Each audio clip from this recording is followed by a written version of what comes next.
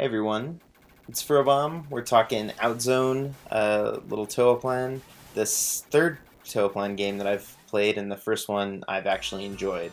Um, a few games before this, I played Zero Wing and found it to just be so joyless, and I don't understand the appeal of that game. I don't know. I don't understand what anyone thought the appeal was. There was no love in it.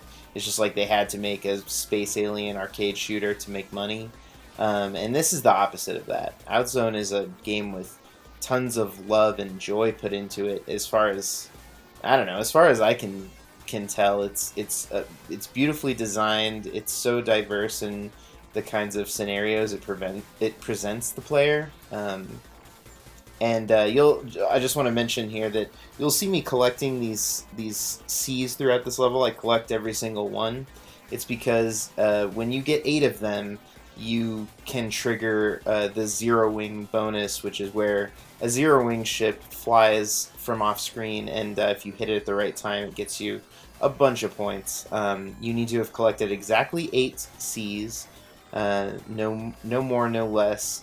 And if you collect one more, then you have to go kind of back around the circle and collect 8 from there. So there we go. At the end of this level, you have 5, I believe. So I'll need 3 more in the next level. First boss. This game moves fast, so I'm going to talk a little bit about like my general feelings about it, and then I'm going to like just talk about my strategy when we get toward the later stages of the game, because there's a lot to talk about. A lot of secrets in this game, a lot of fun little hidden things. There was a point in that level where I could have gotten the Toaplan mascot. I forget what his name, little pink guy. And he kind of bounces around the screen and can get you 40,000 points or something like that if you keep him alive until the boss. But it's too much of a pain in the ass. I don't think it's worth it. And I stopped doing it because I was becoming annoyed with my playthroughs of the first level when I was trying to do it. I did go a little bit for score in this, but I told myself, like, as soon as I kind of lost track of my C's past getting the 8 the first time, I'm just gonna forget about it and just play, because this game is it really should just be about just playing. The collecting 8 C's is an interesting little game design quirk, because it kind of forces you into using certain weapons in scenarios where they might not necessarily be ideal, but you can still get by. I like that. I think it's a cool little conceit to get you not to just hang out on the most powerful weapon the whole game. I do think the weapons are really well balanced, especially if, like here, you can clearly tell I'm using auto fire here.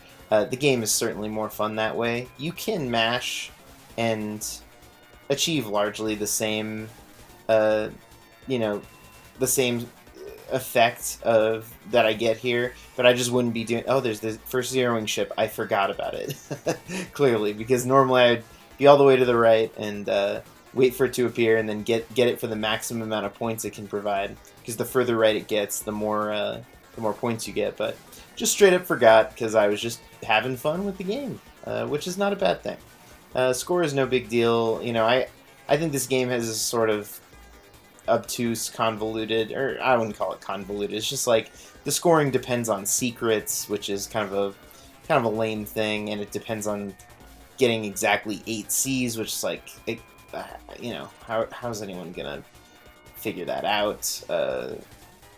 Anyway, it's fun once you know what to do. It is fun to try and score, but primarily you're just trying to enjoy the action set pieces and the feel of it. So already we're through 2 stages. This thing goes fast. You get 10,000 points per bomb, or sorry, is it 5,000 points per bomb at the end of every stage? Something like that. You get points per bomb at the end of every stage. So if you're scoring, it's advantageous to save your bombs, and certainly if you're trying to play the second loop, it's advantageous to keep them stocked. However, that's in the later levels. In these first levels, you can use them freely, honestly, because stage 5 is just a full bomb stock up. You'll see how ridiculous it is. You can just, no matter how many bombs you use, you'll get back up to 10 and more. So you know, that's a nice thing. Like if you're playing this game, unlike some you know, some of this same company shooters or cave shooters or whatever, you can use your bombs and you can not be too worried that it's gonna hamper you in later stages of the game. You might be able to score a little more if you don't, but you know, hey. Check this out. I'm bombing through this, but there's the zeroing ship where I did better. That little part of that stage was a good example of like the kind of level design within levels that's happening here. You got these like little sections of like tight maze corridors that are really hard to deal with the spread shot, but I'm doing it anyway because I want to try and score and keep my 8 Cs or whatever. But if I were just switching freely for strategy, I'd be switching to the free shot and trying to like peek around corners and shoot guys. But as it stands, it's you know, I gotta keep my spread shot here. And I should note that the way I got the spread shot on 8C items, because normally if you collect 8, you're swapping one to the other, you know, every 2, and so on and so forth. You would end at 8 on the free shot, the non-spread. This is a cool boss. I like these lasers that cut the environment out from under you. That's really neat. And then of course the spread keeps these little Zako enemies from coming down and messing with you. Although at some point you dodging the big eye pattern will screw with that, and you'll have to start bombing. But it's okay because I'll just say this right now because it's gonna go fast. On the next level, if you have exactly 7 bombs as you kind of start out, you'll see I have 8 and I waste 1 at the beginning. You get the Tatsugen ship to come help you through the stage, so that's worth it to me. This stage is not super easy. That ship definitely helps. So I spent a bomb there, and and there you go. There he is. It's really cool. In the second level, if you shoot there's like a group of shrubs that if you shoot in the right order, something depending on some digit in your score, then you get the fire shark planes helping you out through the level. That level's easy, so generally speaking, I ignore that, especially because I don't want to be doing math while I'm playing games. But this one's easy to get. Just 7 bombs at the start of this level, and you're good to go. And usually I have around there anyway, around 7 bombs. Anywho, just to finish the point that I was making before, you're able to get the spread if you get 1 special weapon during your like collection of the 8 Cs, because once you get the special weapon, if you collect another C, it goes back to the weapon you had previously. So just a trick if you want to get what, in my opinion, is the better weapon to have through the entire first part of the game, which is the spread shot. You just have to collect 1 special weapon during the first couple levels, essentially. All right, so this shot is pretty cool. That's a tough part right there that I just kind of blew through because I had the super ball weapon, where you're kind of going along these quick moving platforms. Forgot about the fucking ship again. That's hilarious. This weapon, the super ball, is cool because it pierces. I mean, it is essential in, for instance, stage 6. You'll see why when I play that stage, but piercing just makes things so much easier in certain parts of the game. So I try and hold on to this one as much as possible. And at this point, I've conceded that I'm done. Like, as long as I can keep this, I'll still have my 8 Cs. Because you saw the Zero Wing ship appeared earlier in this level. But I'm probably going to have to switch off of this at some point, and I conceded at this point that's like, I'm done trying to score with the Zero Wing ships. I just want to try and survive the rest of the game. Here comes the train.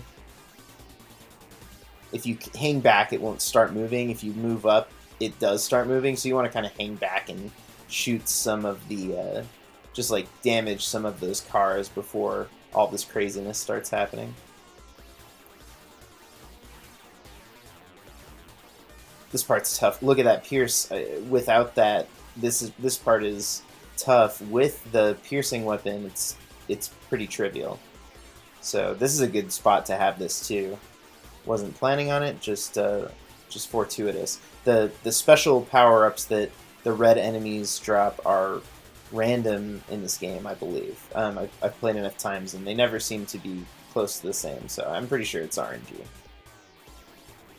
Alright, this guy, he's going to fire these weapons that if you hit them, they'll revenge spread bullet like that. It's easier just to not shoot them at all and just dodge the pattern up the right-hand side of the screen. And then these, this weapon and the flamethrower are so powerful that if you come up on a boss with them, you'll kill it in a single phase as long as you don't die. 0 wing bonus again, just like not thinking about it. Clearly, score is not the priority here. This is the bomb restock level. These snakes will drop a bomb or a special item each. That little purple item is a shield. Single hit. Although you'll see later in this run that it's not always useful against every type of shot. A little confusing. I did accidentally pick up a C item, so I am no longer getting the zeroing ships. That yellow item is the flamethrower. I don't know that I ever get that weapon in this run. It's very good. It's just tough to use. I prefer the strafing weapons in general, which is the super ball and the yellow spread shot. And but the flamethrower is cool. It is useful for certain things. See, every snake is dropping a bomb, and I'm just bombing them, and then I'm picking up extra bombs and getting 5,000 points for every one above 10 I collect. This part is really neat. It's basically just like a tense, like, don't fall off part. All of these guys will drop shitloads of bombs. If you can stay alive, you can just rack up points and bombs. And it's crazy I've talked this long without even mentioning the energy gauge. I haven't really done a good job explaining the fundamentals here because there's a lot to talk about in this game. But see that life bar up there that normally looks like a hit point bar? It's not. It's an energy bar. It's basically a time limit that ticks down throughout the level. Or throughout the game. It's a great little design to keep you moving forward constantly and not being too cautious. Like, I think it's a great way to make this feel more like a, it's developers who are versed in scrolling shooters kind of saying, what can we do to not make this so slow, to give it the pace of an auto scroller. And that's kind of what it is. It's just like you've got to keep moving and collecting energy, or else you're gonna get to be in trouble come the end of the stage. And those E items are what refill you. And there's a green special item that I've already collected somewhere in there. I just didn't mention it.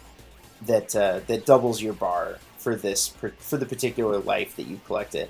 This part, you can usually tap dodge these, or I could before. For some reason I had bad luck here, or I wasn't doing a good job anticipating these. Maybe I was like thinking too much about how this might be the run because I was so happy I had this weapon and all that. You basically, in my opinion, you basically have to collect the Super Ball during the bomb collecting maze of stage 5 and keep it through stage 6, for a good run.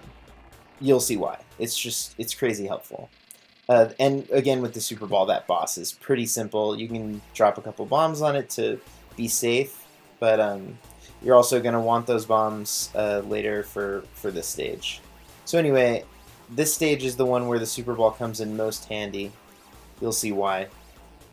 It's basically a ton of walls and a ton of mazes and things that will block your normal shots, but they don't block this. So see here, it's like if I didn't have this weapon, I might be having a real tough time because these pink enemies shoot fast, and just with the Super Ball, you just pick them off. You're not even in any danger. And somewhere along the line, I think in the moths or in that boss, I lost my shield. Just noting that. So one hit will take me out here. Usually, ooh, that was scary. These mazes are always dicey. And these, like I said, these pink guys shoot really fast, so you just want to be, especially if you have the energy power up, more careful than you think you even should be. Right here, I'm taking some. Oh, that was so stupid. That was so stupid to lose that thing right there because I missed. I forgot. In this run, I don't have it for this part. The pink ball makes this part trivial, where all of these little things come out of the walls, and they each have 4 guns on them, and the guns shoot spreads. I'm making it look okay right here, but it's really a pain. Like right there, you gotta wait for it to come all the way around, and I can't stress enough the reason that this is a problem is because of that energy system. You cannot go too slow here. You have to make it up the screen and all the way through the end of the level with enough energy to beat the boss. So so dilly-dallying is not ideal. So I made it through that relatively painlessly, but I wasted at least 2 or 3 bombs getting through it. Whereas if I had the pink ball, I wouldn't have had to do shit. I would have just like sauntered up the screen and murdered all of those turrets and been fine. So not great. At one point I was like, man, this is the run. This is gonna be like a flawless run. And when I stupidly went to kill that gun for no reason and lost my power up, I was like, maybe not.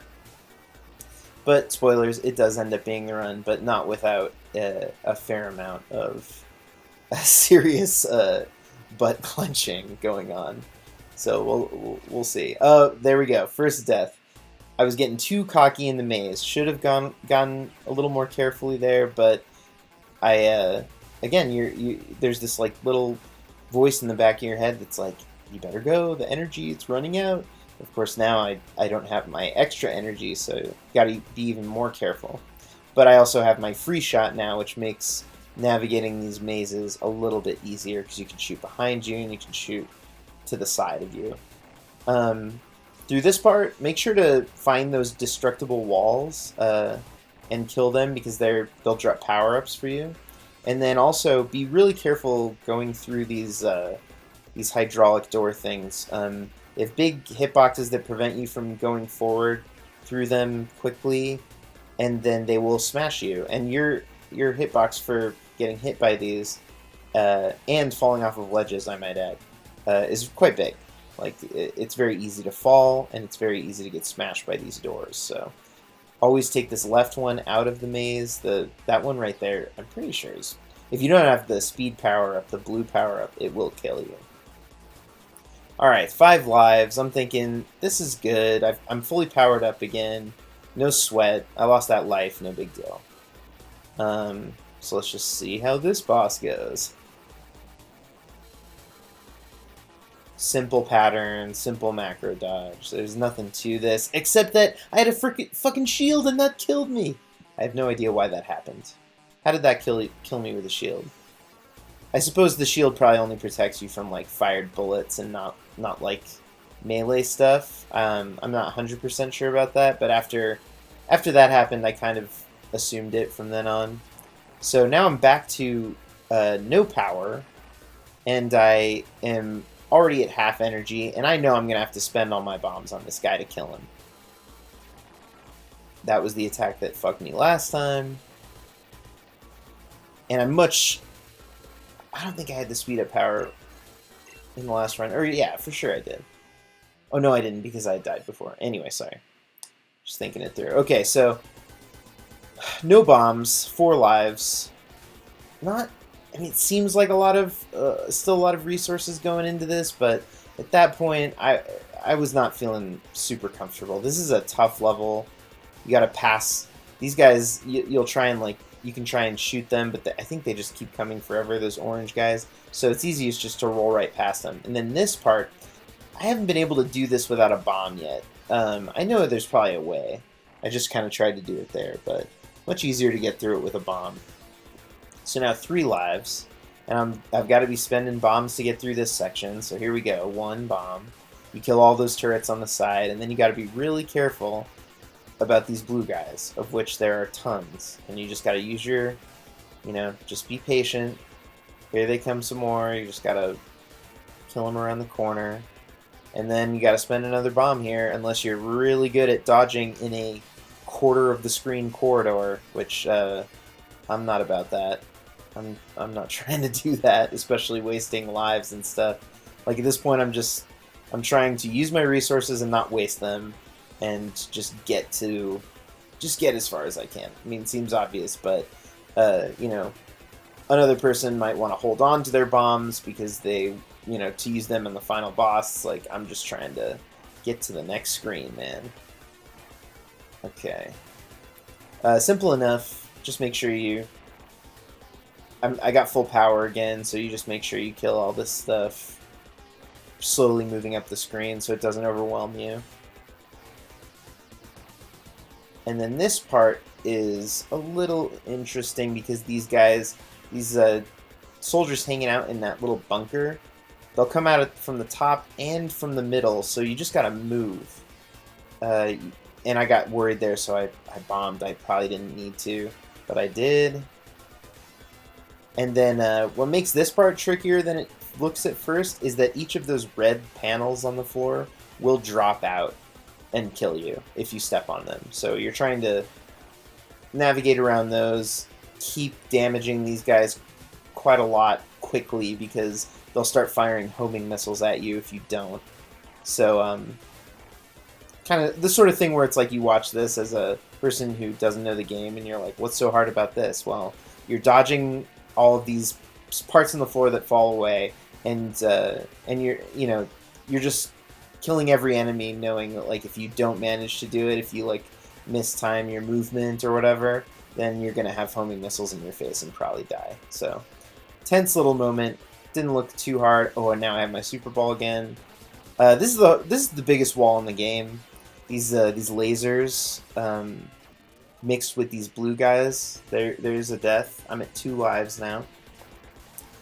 So now I'm going to use my bombs. Oh, that was almost so stupid.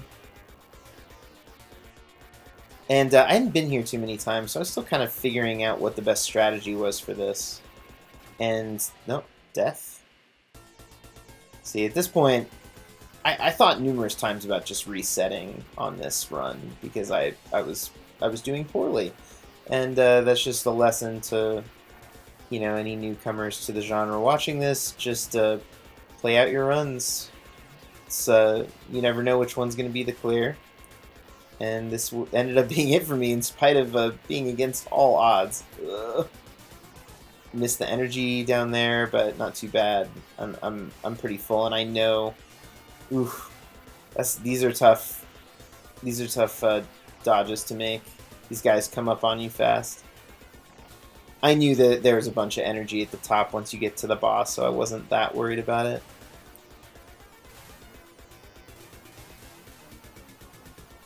The music in this game is great. Just gotta say it.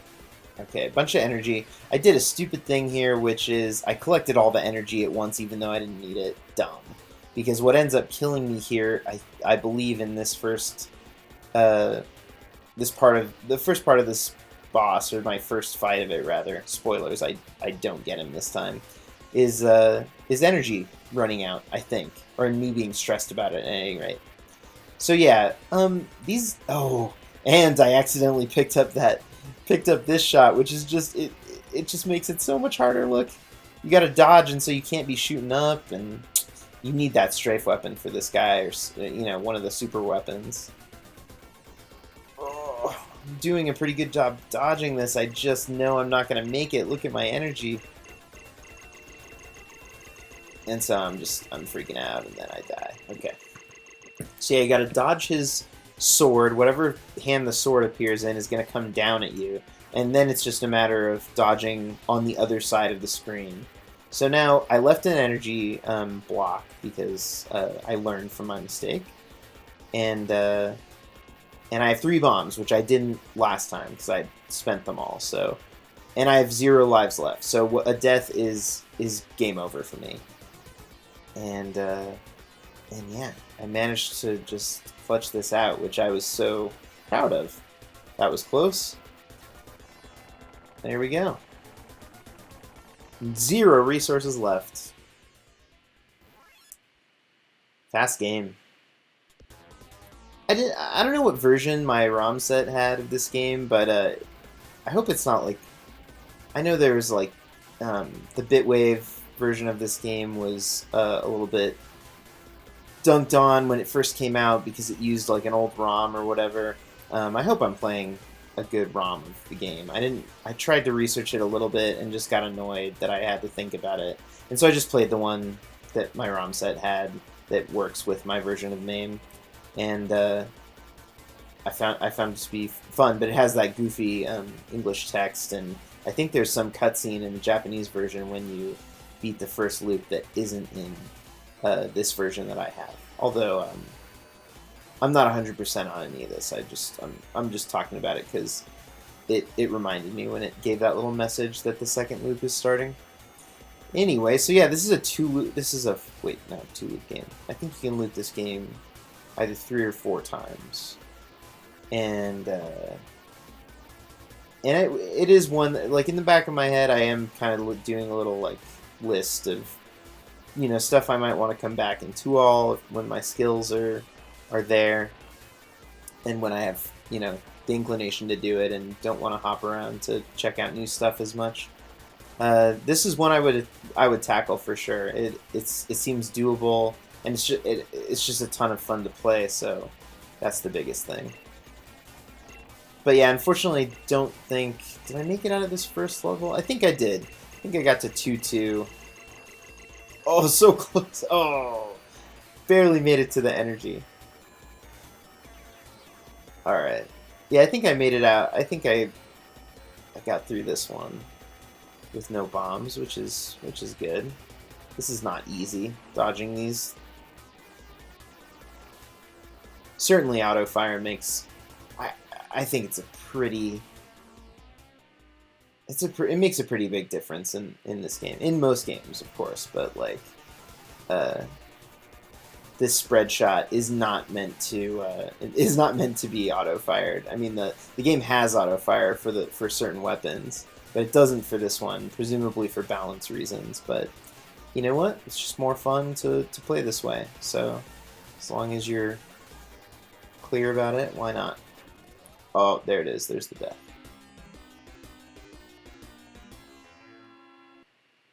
Cool. Outzone is awesome. Fantastic game. Probably will end up being my favorite Toaplan game because I don't know. I can't say that for sure, but I liked it that much. It's a near perfect one for me. Yeah. See ya.